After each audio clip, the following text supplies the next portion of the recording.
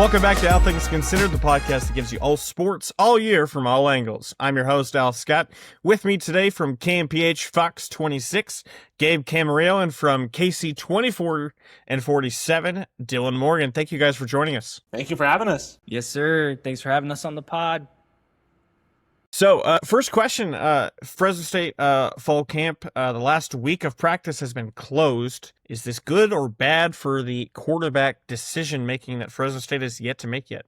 Gabe, you're up first. I think it's neutral. It doesn't mean good or bad. It's just they don't want to tell us what they're going to decide on. I bet you they have a starting quarterback picked right now as we speak, but they don't want to tell the whole world because, well, USC can try and pull up Christian Martin film from Maryland. There is some out there.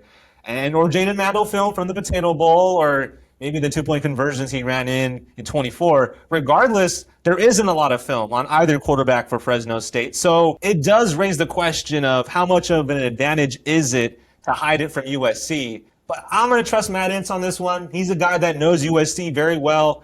He worked there 2 years ago under Lincoln Riley, so he knows how they game plan and how they game prep. He also knows that they have San Jose State this week, so they'll be busy with the Spartans, and this just gives them less to prepare for with the Bulldogs. Yeah, ultimately, I think they're just trying to protect whoever the starter is at the moment. You know, the first thing we were going to all do once we knew that kind of practice was coming along and it was getting to that time period, we were all going to ask to talk to probably Christian, because a lot of us thought Christian Martin's probably going to win this job here.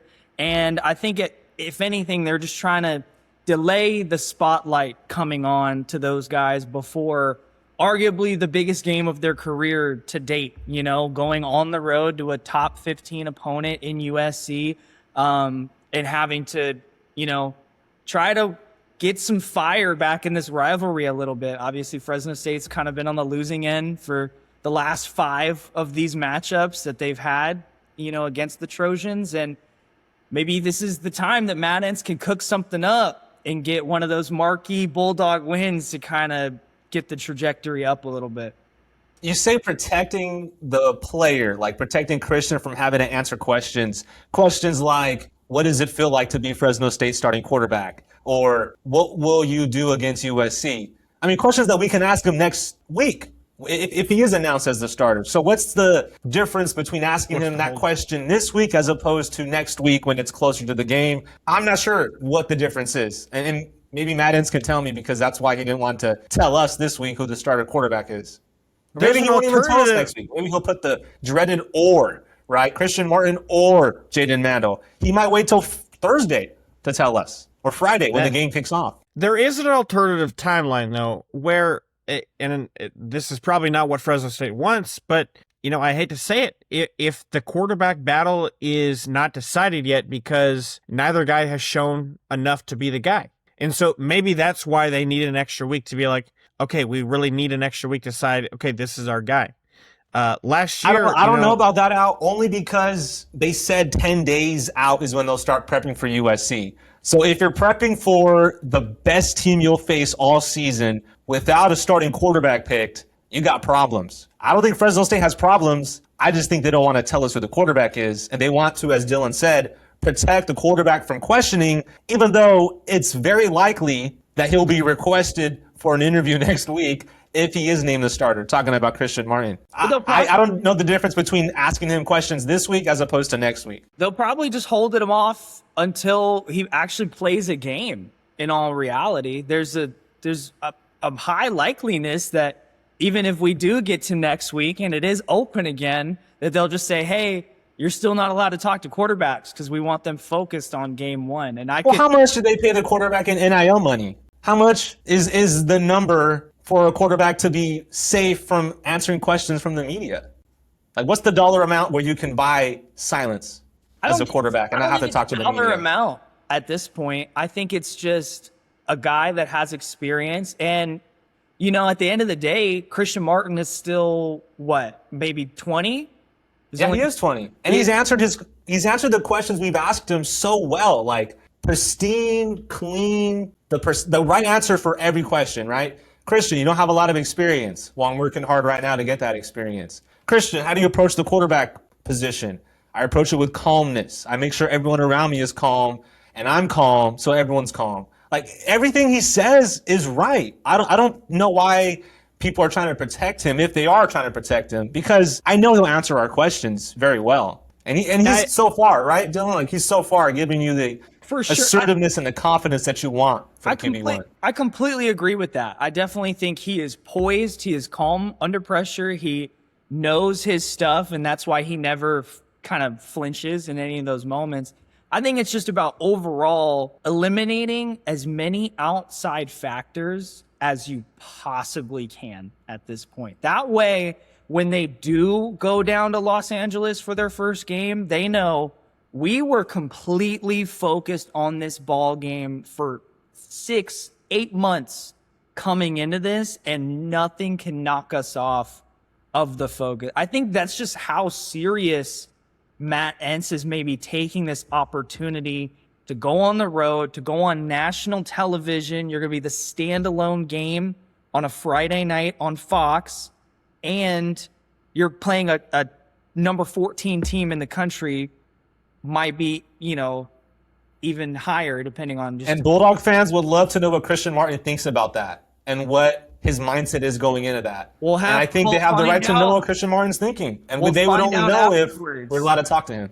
Well, I think we'll find out afterwards. Gabe, you brought this up a few days ago. The last quarterback that was a non-transfer to start at Fresno State was, I believe, Chasen Virgil. Is that correct? Yeah, Chasen Virgil was recruited by the Bulldogs. Every other quarterback either transferred from junior college or a Division I. Yeah, and so I think that, as unfair as it is, I mean, I think we have a pretty strong guess about who the quarterback is. And I don't think that's necessarily an indictment on Jaden. I think Jaden has worked his butt off to get to where he is today. I think it's a big ask for Jaden to be able to beat out a guy that, is coming from a Power 4 school that they are paying a substantial amount of money in NIL to get here. And that does beg the question, though. I mean, you bring up the fact, does it really matter if we're asking questions this week or next week?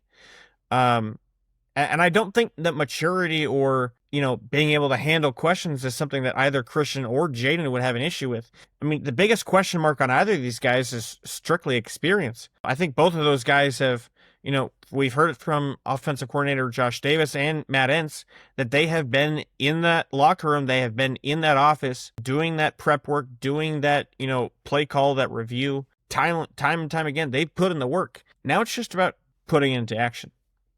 Yeah, and I think the only reason we don't know the quarterback is just because they don't want USC to know. That's pretty much it. Well, for our next question, who's your dark horse impact player for the Bulldogs this season? Let's start with Dylan. I'm going to go offensive for this one. I think there's some great defensive guys you could name, but offensively, obviously, I think that's the large area of improvement that this team needs in order to be a true contender in the Pac-12 this season. I think we know the defense is going to be stellar. Even if they don't hit the mark that they did last year, anything right around it or right below it is still probably going to be best in the conference. So I think offensively, Zeke Abbott, I think him as a receiver, we all know Josiah Freeman's going to be the one when it comes to these guys on the outside. But Zeke Abbott, if you can get some more production out of him in the slot, moving him around the field, getting him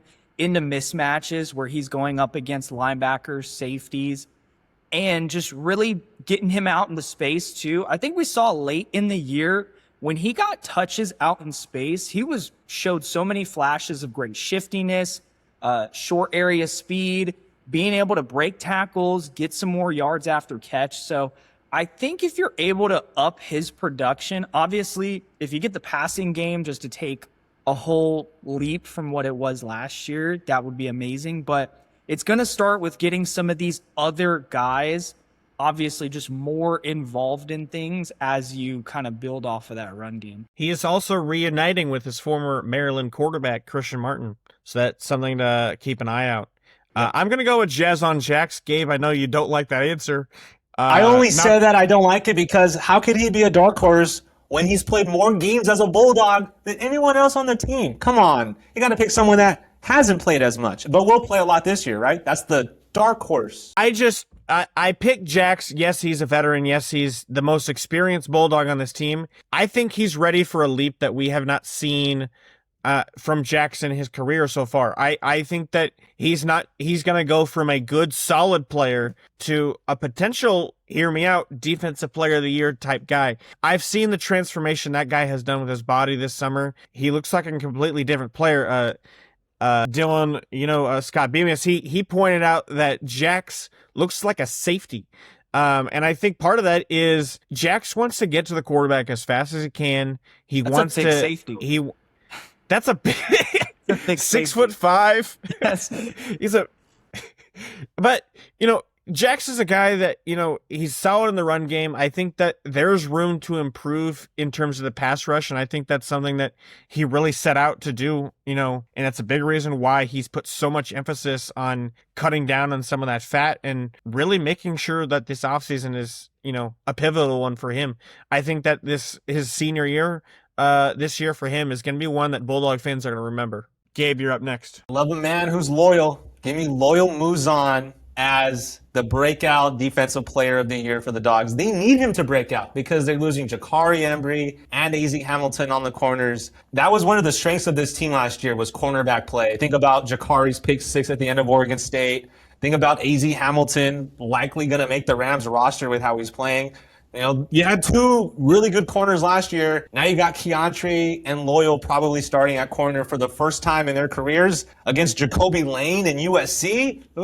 That's going to be tough. But then after that, you need good defense to win in the Pac-12. There's just so many good quarterbacks and offenses in this league.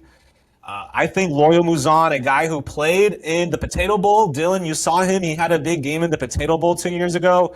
Didn't play as much last year, was limited because of how top-heavy the cornerback room was. But now is his chance to shine. And at Media Day, that dude was confident, talking about all the highlights he wants to make this season. So because of his confidence, because of his career so far to this point, he's shown flashes. But now that he gets the chance to be on the field full-time, Loyal Muzan's going to be the guy that a lot of Dog fans love by the end of this year. But maybe a lot of fans don't know that there's a guy named Loyal on the team. Gotta love it. Next question. What game are you guys looking forward to most this season? Ooh. I was looking at last year's USC roster. So they might have another NFL receiver. Seems like every time they play USC, there's an NFL receiver. They had the top recruiting class in the country this last year, and I think that we're going to see some young guns that are going to be making an impact, and they're bringing back their star quarterback. So, it's still a very talented offense, and there's a star quarterback for USC, a guy that Fresno State already beat 3 years ago. I mean, your boy Jax, the dark horse candidate, knows full well about playing Jaden Maeva. Yeah, and Lincoln Riley probably transformed him into a really good quarterback from just a decent one that I watched 3 years ago. But I don't know. He's not Caleb Williams from 4 years ago. I don't feel like this is going to be a blowout. I'm not sure you guys want to talk about what the game will look like next Thursday or Friday. But next Friday, I think it's going to be a lot closer than people think because of the defense for Fresno State. Anytime Nick Benedetto is coaching that Fresno State defense, I've got confidence that they've got a chance. Well, we'll switch to our next question. What game are you looking forward to most this season? I know we've talked a little bit about USC. Let's maybe pick one of the other 11 games on the schedule. I'll go first. At Washington State, put up or shut up. Facing Kirby Moore, former Fresno State offensive coordinator, was Missouri's offensive coordinator last year. He does have Caden Pinnett coming in from UC Davis, and I think, in my opinion, he's probably the top transfer quarterback because he was so good at Davis last year. And now I just see it happening. The FCS to FBS jump for Caden Pinnett won't be as steep as some may think. Kirby Moore at Washington State, that's a really tough one, especially because the Bulldogs have to face Boise State and then San Diego State right after that. How you start that game at Pullman is going to determine how the Pac-12 looks for the Dogs. Two great answers. I think the most important game is the San Diego State game, but I'm actually going to pick the Oregon State game as the game I'm looking forward to the most. I think that 8 o'clock start time on Halloween, the blackout uniforms, I think we're going to see a Valley Children's Stadium as maybe not as colorful, but as dressed up as you'll ever see. I think we're going to see some hyper kids full on sugar, ready to cause havoc. And if you look at the last few years, Oregon State, Fresno State games, they are nothing short of chaos. Whether it's long snappers that can't snap the ball, you've got recovery touchdowns. You've got late game heartbreak for both teams. I think that, the Beavers and the Bulldogs matching up, some fun is going to happen. And I think that's going to be a game that I'm really hoping to tune into. The Dogs are going to be one of two things by the time Halloween rolls around. They'll be contenders, or they would have lost to 2 out of 3 between Wazoo, Boise, and San Diego, and they could be reeling. So I'm excited for that game too, just because I have no idea what the Dogs will look like come Halloween. But they'll look one or two ways. So following the conclusion of fall camp, which is ending this week, what is your guys' biggest question mark surrounding this team besides the quarterback position? Dylan, let's go with you first. What about you, Gabe? I'm going to say receiver only because I don't know who the number 2 receiver is going to be. It could be several. So, that's what I have the most questions about is the receiver room. How do you turn 5 solid starting caliber guys? I'm going to go through Freeman, McClain, Duvall, Abbott, and Mala'ulu. How do you turn those 5 into 3 starters? And then 2, when you have your 12 personnel, because Fresno State loves to have multiple tight ends on the field. And how do you keep them all happy? I mean, we talked to Jordan Mala'ulu last week, and he was thrilled about how much better he's gotten, how quicker he feels, how he thinks this is going to be more of a workload for him. But how much more of a workload when Duvall is just as good? I mean, Duvall with that touchdown catch last year against Southern gave us a taste of what he could do as a Bulldog. What about Abbott? That was Dylan's pick for dark horse candidate, and I agree with it. I like how he went from 84 to 0 because he said 0 people believed in him when he got to Fresno State. That was the only offer, so that's why he went to 0 this year. I also really like McClain, who's number 1. The guy who, again, showed us flashes last year in the Utah State loss with that touchdown catch and run. We only saw flashes because of the quarterback play. They were limited by what they could do on offense. I mean, how many times did they complete a pass over 20 yards? Maybe once, possibly twice. So, and I'm talking in the air over 20 yards. So because we didn't see a lot of the receivers last year, since the quarterback play was, I have a lot of questions about the receivers because we didn't really see a lot of them last year. But I know they're good. We see it in practice. We just haven't seen it in a game. I was never a huge fan of Mikey Keene, but I'll give Mikey this. He had that deep threat to Magdalena down point, and that's something that Fresno State simply did not have last year, and it had a super negative effect on the run game. I mean, they did the best that they could, but when you don't have that deep threat down the field, you saw it time and time again last year. Opposing defenses stuffed the box. They knew that Fresno State had to run, and it was either you're running it up the gut or you're throwing it outside, to Rayshawn Luke or Bryson Donaldson or whoever's in that backfield, and you don't have a lot of creativity. I think Fresno State has a little bit more options, whether it's throwing the ball down the field, whether it's, having the quarterback option. I think that Martin or Mandel gives them a little bit more flexibility. My biggest question mark, honestly, you bring up the wide receivers. I'm not trying to double down on you, but I need to see more. And I think that, frankly, I think they need to be better. And I think it's not just the quarterback play. I think that wide receiver room needs to show up.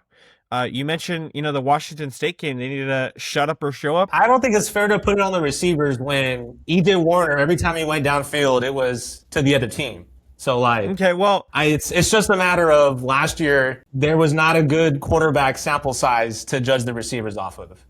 And okay, well, I'm sure they were frustrated because of what they weren't able to do last year, but it wasn't their fault. Well, we've seen the quarterback play this spring, well, at least in short spurts in the 20 minutes that we get to watch, plus that spring ball game. Martin or Mandel, whoever it is, I feel confident in saying that is a higher quality of quarterback room than we had last year. And so for me, it's on the receivers. Can they elevate their game now with a more competent, quarterback room? And so for me, that's the biggest question is, can they step up? I'd also like to see what the tight end room can do. I mean, obviously they brought in Jake Applegate from Northern Illinois. I think Brock Liam, he only got to play one drive last year. Him being healthy this year is a big deal. But yeah, a lot of questions for, Martin or Mandel's targets this year. Our next question, this is more of a personal question, but what is your guys' favorite thing about covering Fresno State football? I like the interaction with the fan base and the fan base responding to the coverage and arguing with you sometimes or agreeing with you at other times or just responding to what you're saying or, when they respond to you, that's like a rewarding type of a feeling. And that makes you realize like this is like a small town in a lot of ways. It is a bigger city than most people realize. It's like almost 600,000 people that live in Fresno. But obviously Fresno State being the only football team in several hours driving distance either way, that's Division I NCAA. Like that's why so many people care about the Dogs, and it's why they have at least 38,000 people every single home game every year. And that's really cool. Like not every group of six, I hate to use that because I know they don't want us to say that, but like any team that's not Power 4, they dream of what Fresno State has, which is a really loyal fan base that regardless of what the situation is, they think they can beat anyone. Like a lot of Dog fans are really excited because they think they're going to beat USC next week, and it's going to take good defense, a spectacular quarterback debut like we've never seen, and maybe some luck. Like USC is really good. People need to realize this is top 15 team in the country. Yeah, it's Ooh, the fans that don't stay till the end of the game, but the game's in at 11, Dylan. Game ends at 11. Yeah. Nah, that was just because of the late kicks. And it's also, I'm going to defend Fresno State fans just for this reason. A lot of families go to these games. And, yeah, I know. I knew you were going to do that. They got to go to Jimbo's or somewhere. I don't know. I'm gonna use a combination of both of your guys' answers. I love the atmosphere of being there on game days, and you're looking around the field. Don't Stop Believing is playing, and you see the whole crowd. They're into it. Seeing the families, seeing the kids, seeing the generations of Bulldogs fans. I think that's really cool to see. It really is the biggest party in the Valley. And I think that's cool to see. It's really fun seeing the personalities of the players. I had a class with Roland Fullwood, and I will tell you what, this guy has the most personality of any player in the Pac-12 conference this year. The way that he sparks confidence and the way that he sparks, I'll say it, emotions, both positive and negative, maybe, in his own team, and the way that he inflicts that onto other players. I still remember after the bowl game against Tucson, or at Tucson against Miami. He finished the game, and Roland, he waited until the end of the game to do this, but he went over there and he started taunting Miami, and he backed it up with his play. And after the game, he let them know. He goes, we're the champs. In Roland's special way, and you get to see that at practice. You get to see that in his personality, and he's not the only one. Other guys have personalities. You mentioned Jordan Malalulu. It was his first ever group interview, and yet you could just tell that he is just so full of joy. And seeing guys like Jordan and Roland and just how much passion they have, not just for football but for life. It's really cool to see. Definitely. Well, yeah. Our last question, and we'll give this one some thought. This is a little bit of a fun one I got for you guys. If you had $10 million to put into Fresno State's athletic department, where are you putting it? We'll start with you, Gabe. I think towards a stadium, that's what everyone wants, right? And that's only because of how non-ADA compliant Valley Children's Stadium is and how difficult it is for the older, they call them the gray wave, right? The older generation of Fresno State fans that are still going to the games religiously, but maybe that goes towards a new stadium. And I don't know if that means a new building or a renovated version of what they have at Bulldog Lane, but definitely the first thing, because football is the heartbeat of every athletic department, especially in schools like Fresno State's position where they only have one revenue generating sport, and that is football. You got to make as much money as you can out of football, and you make a lot of money if you have a new stadium with new amenities. $10 million won't be enough to cover the bill, but it goes a long way towards starting it. Yeah, I agree with that. I mean, there's a lot that you could do with $10 million at Fresno State. Yeah, I would like a little bit more than $10 million for this question, but I don't hate your guys' answers. I definitely think that the Duncan facility definitely needs some work and improvements, and that's something that athletes definitely would notice. Can I change my answer real quick? $10 million, right? Yeah. I'm buying the best quarterback in the country, making him come to the Bulldogs. That's only going to affect you for 1 or 2 years. He got $10 million to be a Bulldog right here at Fresno State. He's going to leave this year. So I asked this. Arch I asked Manning, this Arch Manning question. forgoes the NFL to come to Fresno State. Yeah. I asked this question on Twitter, and someone said that they need Table Mountain Casino to match it, so then they get $20 million, and then put it all on black and rig it, so then they get $40 million, and then they could build a national championship roster. But even if you had $40 million towards NIL, I don't think that's winning you a natty. My answer is a little bit different from you guys.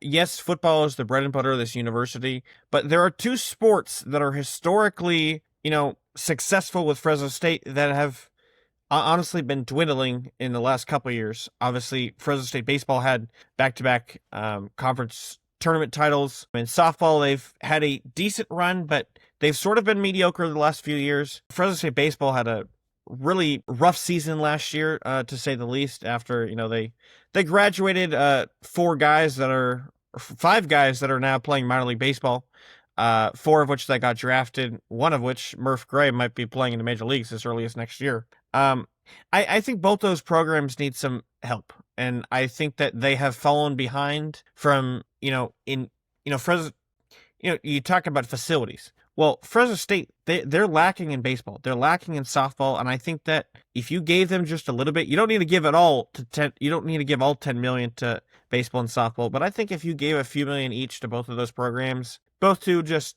NIL facility wise, just give them what they need to upgrade that program. I think that they need to get back to relevancy, and I think that it's gonna take some moolah. You can't just rely on tradition. We're in a different era of athletics where you can't just rely on, okay, that was the team that won the national championship in 2008. Oh, that's the team that won the Natty and the Margie Wright era in 98. Like they need to keep up, and frankly, that's going to take some money. I think the softball stadium is just fine, but I agree with what you said about the baseball stadium for sure. That scoreboard needs some work, but yeah. Yeah, I got to do more research on that one because I'm still trying to figure out what the albatross of a contract Fresno State's in. That's the reason they're not making money off the Save Mart Center. I've heard about it. I just need to do more research. Are we gonna get in trouble if we keep talking about this? The Save Mart Center, gods are gonna pull up in black SUVs. Pull up the monster trucks. Yeah. Well, Right. On that note, we're going to call it. But thank you again to Gabe, and thank you again for Dylan. We'll have to have you back on later this season. And yeah, ready for our first morning press conference on Monday and our first game next Friday. So thank you guys again for joining us. And to those that are tuning in, thank you, and go Dogs. See you next time.